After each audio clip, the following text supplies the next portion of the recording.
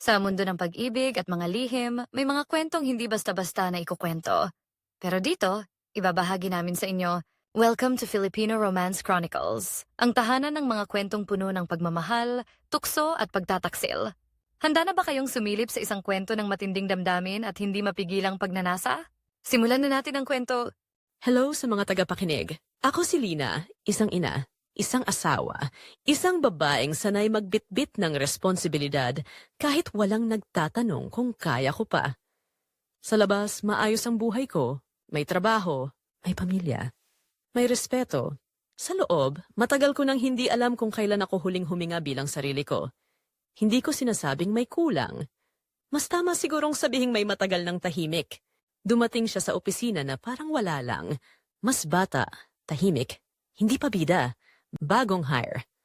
Sa team ko, hindi siya yung tipong nagpapatawa sa unang araw, hindi rin yung laging nagtatanong para mapansin. Tahimik lang siyang nakikinig, nagsusulat, at tumitingin sa paligid na parang sinusukat ang espasyo. Bilang lead, sanay akong pansinin ang lahat. Pero siya, hindi ko siya agad nakita. At marahil, doon nagsimula ang lahat. Lumipas ang mga araw na parang normal lang. Meeting, emails, deadlines. Kung magtatanong siya, diretso. Kung sasagot malinaw, walang paligoy, walang landi. At iyon ang mas nakakalito. Dahil sanay ako sa mga lalaking may agenda. Sanay ako sa papuri na may kasunod na hinihingi. Sa kanya, wala.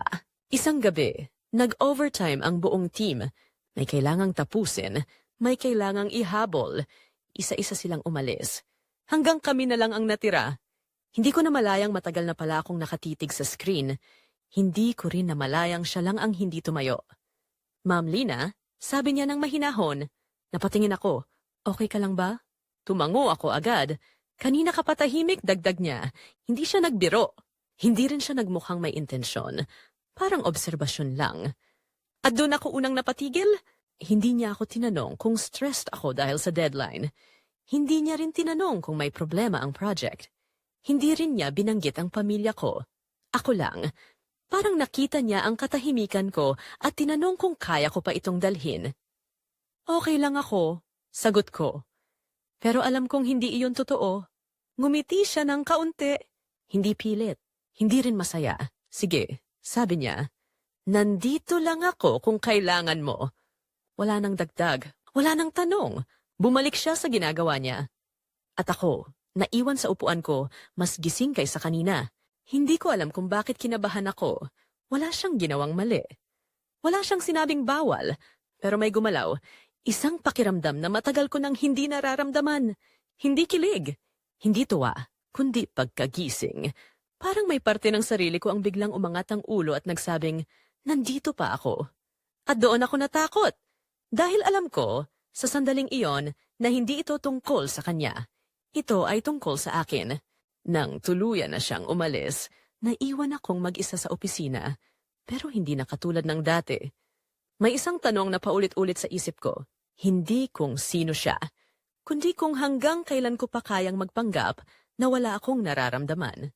At sa gabing iyon, kahit wala pang nangyayari, alam kong may isang bagay na nagsimula. Hindi dahil sa kanya, kundi dahil may isang bahagi ng sarili ko ang muling nagising. Habang pinapatay ko ang ilaw ng opisina, may kakaibang bigat sa dibdib ko. Hindi ka ba ng takot, kundi ka ba ng posibilidad?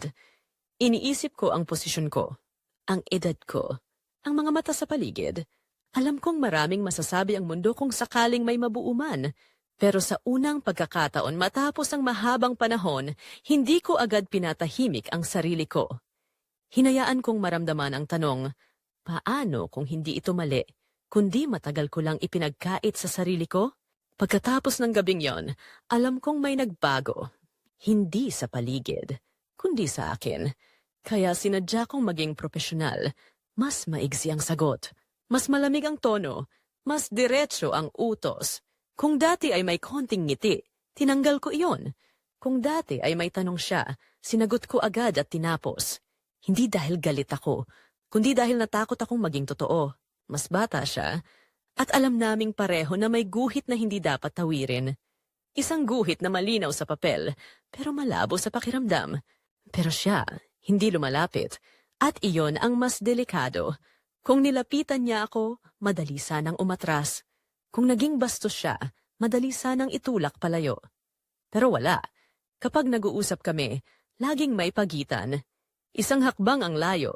Isang espasyong hindi niya tinatawid. At sa bawat pagkakataong iyon, ako ang kailangang magpigil. Minsan, nahuli ko ang sarili kong nakatingin ng mas matagal. Minsan, siya ang unang umiwas. Hindi kami nagkakapareho ng galaw.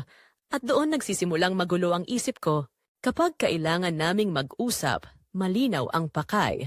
Trabaho, deadline, output. Pero may mga sandaling tahimik, mga pagitan ng salita. Mga segundo na parang mas mahaba kaysa dapat. Isang beses, habang magkatapat kami sa mesa, hindi ko napigilan. Alam mo bang delikado to? Tanong ko, halos pabulong. Tumingin siya diretso sa akin, hindi nagulat, hindi rin umatras. At alam mo bang ikaw lang ang pwedeng tumigil? Sagot niya, hindi mataas ang boses, hindi rin mayabang, parang katotohanang matagal na niyang tinanggap. Tahimik ako. Dahil tama siya, at iyon ang mas nakakayanig. Habang kami ay tahimik, nangungusap naman ang paligid. May mga matang nakamasid, may mga ngiting may ibig sabihin. May mga bulong na hindi ko kailangang marinig ng buo. Alam kong pinag-uusapan na kami. Kahit wala pa kaming ginagawa, isang beses narinig ko ang pangalan ko sa dulo ng hallway. Hindi ko nilingon. Hindi ko kailangan. Sa tono pa lang, alam ko na ang laman. Tinawag na nila akong kung ano-ano, malandi, mayabang, hindi marunong lumugar, masakit. Hindi dahil totoo, kundi dahil wala pa akong kasalanan. Habang tumatagal, mas nararamdaman ko ang pagod. Hindi sa trabaho, kundi sa pagpigil, sa bawat pag-iwas, sa bawat pagkukunwaring walang nararamdaman, sa bawat pag-uwi kong dala ang katahimikan. Minsan, tinanong ko ang sarili ko, hanggang kailan? Hanggang kailan ako magiging maingat para sa mundong hindi naman naghintay ng katotohanan? Mas bata siya? Oo, pero malinaw. May respeto, may pagpipigil, at sa lahat ng iyon ako ang mas nahihirapan. Isang hapon, nagkasabay kaming dalawa sa elevator. Walang ibang tao. Hindi siya lumingon. Hindi rin ako nagsalita. Pero ramdam ko ang presensya niya. Malapit, hindi umaabuso. Bago bumukas ang pinto, bigla niyang sinabi, "Hindi kita pinipilit, Lina." Pangalan ko, diretso. Tumango lang ako. Dahil kung magsasalita pa ako, baka masabi ko ang ayaw kong marinig mula sa sarili ko. Doon ko naintindihan, hindi siya ang tukso. Hindi rin siya ang panganib, kundi ako, ang desisyon, ang pagnanasa, ang takot. At sa gitna ng lahat ng tingin at bulong, isang tanong ang tumatak sa isip ko. Kung huhusgahan din lang ako, kung tatakdaan na rin lang ako ng mundo, baka panahon na para piliin kung sino talaga ako. At doon ko naramdaman na ang susunod na hakbang, kahit hindi ko pa alam kung kailan, ay hindi na tungkol sa pagpigil. Ito ay tungkol sa pagpili. Sa mga sumunod na araw, mas naging malinaw ang lahat. Hindi dahil may ginawa siya, kundi dahil mas naging aware ako sa sarili ko. Napapansin ko kung paano ako umayos bago pumasok sa opisina. Kung paano ako nag-iisip bago magsalita. Kung paano ako napapahinto kapag naririnig ko ang boses niya sa likod ko. Isang umaga, may binigay siyang dokumento. Mabilis, maingat, pero nagtagal ang kamay namin ng isang segundo. Hindi sadya. Hindi rin sinadya. Umatras siya agad. Ayos na, sabi niya. Tumango ako. Pero alam kong may hangganang muling umalog. Mas mabigat pala ang katahimikan kapag may laman. Sa bawat araw na lumilipas, mas nararamdaman ko ang bigat ng mga hindi sinasabi. Hindi namin binabanggit ang gabi, hindi rin namin binabanggit ang mga mata, pero nariyan ang pakiramdam. Isang tensyon na hindi humihingi ng paliwanag. At sa bawat gabing umuuwi ako, dala ko ang tanong na ayaw kong sagutin. Kung ngayon pa lang ganito na, hanggang saan ako handang umabot kapag tuluyan na akong pumili? Hindi ko balak magtagal. Paulit-ulit kong sinabi iyon sa sarili ko habang papalapit ang gabi. Isang inumin lang, pampawala ng bigat, hindi pag-amin, hindi pagtakas. Isang pahinga lang mula sa ingay sa loob ng ulo ko. Pagod ako, pagod siya. At siguro dun kami unang naging pareho. Hindi ko siya inaya. Hindi rin niya ako hinanap. Nagkataon lang na naroon siya. Isang mesa ang pagitan, isang baso, isang katahimikan na mas maingay pa sa music sa paligid. Tumingin siya sa akin, hindi bilang boss. Hindi rin bilang babaeng may asawa. Parang tao lang. Mahabang araw, sabi niya. Tumango ako. Doon nagsimula ang usapan. Hindi sa kung saan kami papunta, kundi kung gaano kami pagod sa pinanggalingan. Matapos ang unang inumin, tumingin siya sa relo. Kung gusto mong umalis, sabi niya, kalmado, ihahatid kita. Walang lambing sa tono, walang panghihila. Isang alok lang. Tumayo ako. At sa sandaling iyon, alam kong dapat na akong umuwi. Pero hindi ako umalis. Lumapit siya at huminto. Isang hakbang ang layo. Sapat para maramdaman. Hindi sapat para masabi na lumagpas. Sabihin mo lang, dagdag niya at titigil ako. Hindi yon tanong. Hindi rin hamon. Paalaala yon. At doon ko naramdaman kung gaano kabigat ang pananahimik. Hindi ako nagsalita. Hindi dahil wala akong sasabihin, kundi dahil alam kong kapag nagsalita ako, baka marinig ko ang sarili kong pag-amin. Sa halip, umupo ako ulit. Mas malapit. Isang galaw na hindi pwedeng ipagkamali. Hindi siya gumalaw. Hinintay niya ako.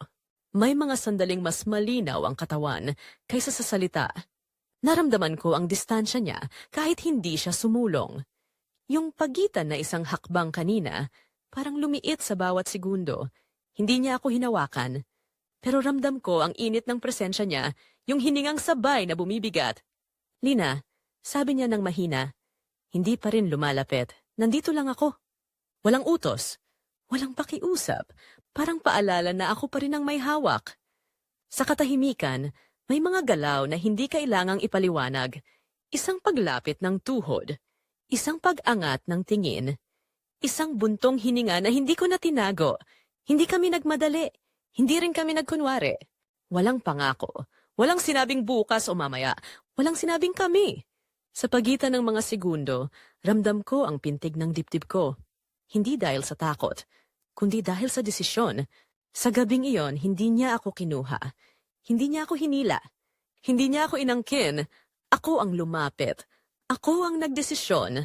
At sa sandaling iyon, hindi ako boss. Hindi ako ina. Hindi ako asawa. Isa lang akong babaeng marunong pumili. Matapos ang lahat, magkatabi kaming nakaupo. Walang sinasabi. Walang paliwanag. Hindi awkward. Hindi rin masaya. Pero totoo, doon ko naramdaman ang bigat ng ginawa ko. Hindi dahil sa mali, kundi dahil pinili ko ito nang malinaw ang isip. Hindi ako umiyak. Hindi rin ako nagsisi. Mas delikado yon. Dahil alam kong sa sandaling iyon, hindi ko na kayang lokohin ang sarili ko. Hindi ito aksidente. Hindi ito kahinaan. Isa itong gabi na hinayaan kong mangyari. Nang umalis ako, hindi niya ako hinabol. Tumango lang siya. Parang may pag-unawa. At habang naglalakad ako pa uwi, alam kong may nagbago. Hindi sa mundo. Sa akin. Dahil minsan may mga gabing hindi mo inuulit. Pero habang buhay mong dala. Kinabukasan, bumalik kami sa trabaho na parang walang nangyari. Parehong tahimik. Parehong profesional. Maayos ang kilos niya. Pantay ang boses. Kung dati ay maingat, mas maingat ngayon. Hindi niya ako tinignan ng matagal. Hindi rin siya umiwas. Parang malinaw sa kanya kung anong gabi lang ang sa amin. At masakit iyon. Hindi dahil gusto kong ulitin, kundi dahil wala siyang ipinagpilitan. Sa buong araw, ramdam ko ang presensya niya kahit hindi kami magkalapit. Isang hakbang sa hallway. Isang anino sa salamin. Hindi niya ako hinabol. Hindi rin siya nagbago. Mas masakit iyon kaysa sa anumang paghingi. Dahil kung humingi siya ng higit, baka mas madali sana akong umatras. Makalipas ang ilang araw, nagkaroon kami ng sandali para mag-usap. Walang ibang tao. Walang dahilan para magtagal. Hindi ako hihingi ng higit pa. Sabi niya, diretso, isang gabi lang ang pinili mo. Walang lungkot sa boses. Walang sama ng loob. Tumango ako. Dahil alam kong kung humingi siya ng higit, baka hindi na ako umatras. At doon ko napagtanto na hindi siya ang mahina, kundi ako. Hindi nagtagal, kumalat ang mga mata, sumunod ang bulong. Tinawag nila akong malandi. Tinawag nila siyang bata. May mga tanong na hindi diretsong tinanong. May mga ngiting may laman. Hindi nila alam ang totoo. Hindi nila alam na ako ang boss. Ako ang nagtakda ng hangganan. Ako ang pumili ng oras. Ako ang nagsabing oo. At ako rin ang handang magsabi ng tama na. Hindi kami naging kami. Walang mensahe. Walang tawag. Walang pangako. Pero hindi rin ako bumalik sa dati. May nag-iba sa paraan ng pag-upo ko, sa paraan ng pagsagot ko, sa paraan ng pagtingin ko sa sarili ko sa salamin. Hindi ako naging mas bata, mas naging buo. Sa mga gabing mag-isa ako, hindi ko hinanap ang kanyang presensya. Mas hinanap ko ang pakiramdam. Yung sandaling hindi ako ina, hindi ako asawa, hindi ako pinipili ng iba, ako ang pumipili. At doon ko naintindihan na may mga babaeng hindi naghahanap ng relasyon. May mga babaeng naghahanap lang ng paalala. Madali para sa mundo na humusga. Mas madali para sa kanila na magturo. Pero wala ni isa sa kanila ang nakakaalam kung gaano katagal akong nagtimpi. Kung gaano katagal akong nagkunwari. Kung gaano katagal akong naging tahimik para sa ikabubuti ng lahat, bukod sa sarili ko, hindi ko itinatanggi ang gabi. Hindi rin ako humihingi ng tawad para rito. Dahil minsan, isang gabi lang ang kailangan para maalala mong buhay ka pa. At ang mas totoo pa roon, may mga desisyong hindi mo inuulit, pero binabago ka habang buhay. At kayo, kung kayo ang nasa lugar ko, kapag ang mundo ay humusga na kahit wala ka pang ginagawa, mananatili ba kayong sunod-sunuran o pipiliin nyo ang isang gabing kayo ang may hawak ng desisyon? Maraming salamat sa pakikinig. Hanggang sa susunod na kwento. Hey guys! Thanks for watching hanggang dulo.